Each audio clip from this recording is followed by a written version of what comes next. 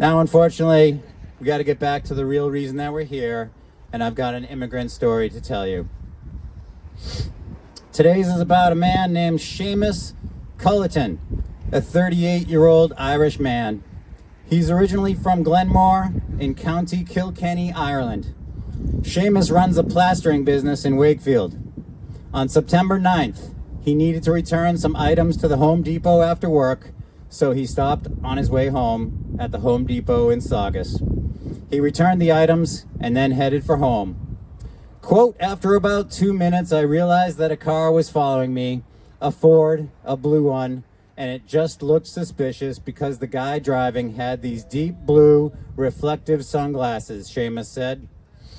It followed for another couple of minutes, and sure enough, put on the blue lights, and then out of nowhere, it seemed like there were 7 or 8 cars and a bunch of officers at the window of the van telling me to roll the window down. And I did. I complied with everything they said. They asked me if I had a green card. I said I didn't. I said I was married to a U.S. citizen and that I had a marriage-based petition in place, and I was just about to receive my green card, and that I had a work permit to be here and to work. Seamus said that none of that mattered to the officers, and they placed him in handcuffs and took him away. Quote, I really didn't know what to think at the time. It was a very unsure moment. I guess when I got thrown in the holding cell in Burlington, Massachusetts, that's when it kind of sunk in, you know, that I might not be getting out of there. He said he was being processed. While he was being processed, they tried to get him to sign deportation papers, but he didn't sign anything. Yeah. Should anyone being detained be pressured to sign papers? No. Do you think Seamus's rights were violated? Yes. He was allowed to call his wife for about 1 minute. He told her where his work van had been left so that she could retrieve it. She then didn't hear from him for a week.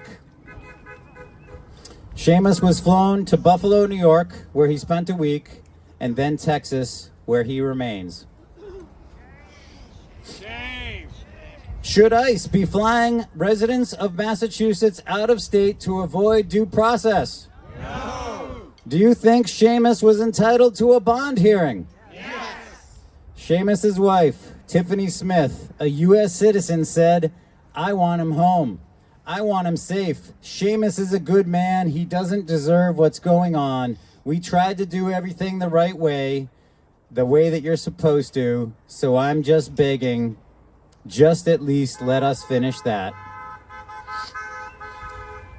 Seamus and Tiffany were married in April of 2025, and he applied for a green card soon thereafter. A court hearing was scheduled for January 9th, and Tiffany bought a ticket to fly to Texas. But the day before, the date was moved, and she was out the cost of the ticket and the hotel that she had booked. Shame. U.S. Citizenship and Immigration Services had scheduled interviews with Culleton for the green card in November and December, but both meetings were canceled because he was in ICE custody. His lawyer, Ogor Winnie Okoye, said, we're asking for his immediate release so that he can complete the process of adjusting his status to that of a lawful permanent resident of the United States. Historically and statutorily, immediate relatives of U.S. citizens get that exemption. The fact that they overstay the visa, which is the lone charge in this case, is not an impediment for them to get the green card, Okoye said. When there's no allegation that the person is a flight risk, a criminal of any sort, he's just the perfect candidate to have the government exercise a favorable discretion on his behalf. Do you think Seamus is deserving of favorable discretion? Yes. Seamus entered the U.S. in 2009 on a tourist visa waiver program and overstayed the 90 days that he was allowed. Seamus admits that he overstayed the visa 17 years ago, but he has a valid work permit and works as a plasterer. Seamus is not alone. There are at least 10,000 undocumented Irish citizens who have lived, often for decades, in the United States. He is also one of 5 or 6 Irish citizens currently in immigration detention. Seamus is in detention at the Fort Bliss Army Base near El Paso. That's the site known as Camp East Montana. In an interview with an Irish radio station, Seamus described the conditions, saying, quote, "I definitely am afraid of rotting away here. It feels like I'm just stuck and there's no way out." He said he fears for his life. 3 detainees have died at Camp East Montana in the last 45 days. Quote, "You don't know what's going to happen on a day-to-day basis. You don't know if there's going to be riots. It's a nightmare down here." He described the accommodations as a bunch of temporary tents, adding there's probably room for 1,000 detainees in each tent. Quote, "I barely have any outside time, no fresh air, no sunshine. We get 3 meals a day, very, very small meals, kid-size meals, so everybody is hungry," he said. "It's just a torture. I just don't know how much more I can take." It's a modern-day concentration camp. "We've got no human rights here," Seamus said. "People are starving. People are sick. People are tired. It's just hell on earth down here. Hell on earth. I wouldn't wish it on any human being at all." Mr. Culleton described the conditions there as filthy and said the toilets and showers are completely nasty and very rarely cleaned, and sickness at the facility is rampant. At the press conference, Okoye described a confusing legal battle with immigration authorities. She said a judge granted Culleton release on a $4,000 bond in November, which his wife paid, but ICE continued to hold him. The next day, the government rescinded the bail, Okoye said, despite conceding they had not served Culleton any notice of removal. Then, when the court denied a habeas petition challenging his detention, the government produced documents saying that he signed a self-deport, which Seamus denies. Should ICE be accepting bond and then continuing to hold people? No. Should they be forging documents?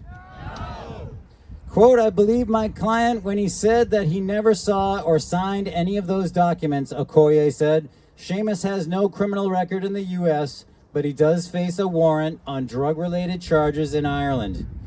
Culleton's attorney told the Irish Daily Mail, "It's a warrant that was issued after he came to the United States. I cannot speak further without knowing the details of the case, but a warrant does not equal a criminal conviction."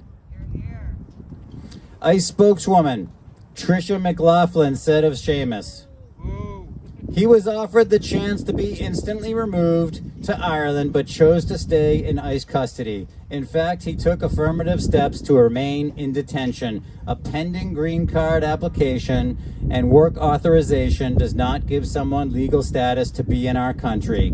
Seamus Culleton received full due process and was issued a final deportation order from a federal judge," McLaughlin said. That assertion would appear to contradict the government's separate claim that Culleton signed paperwork consenting to his deportation, the Boston Globe's Kevin Cullen noted. "That's the thing about the truth. There's only one truth. Anyone who presents different versions is necessarily a liar."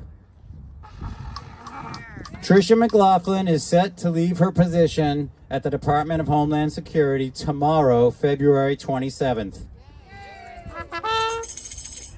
It doesn't say what she plans to do next, but I hope she gets exactly what she deserves.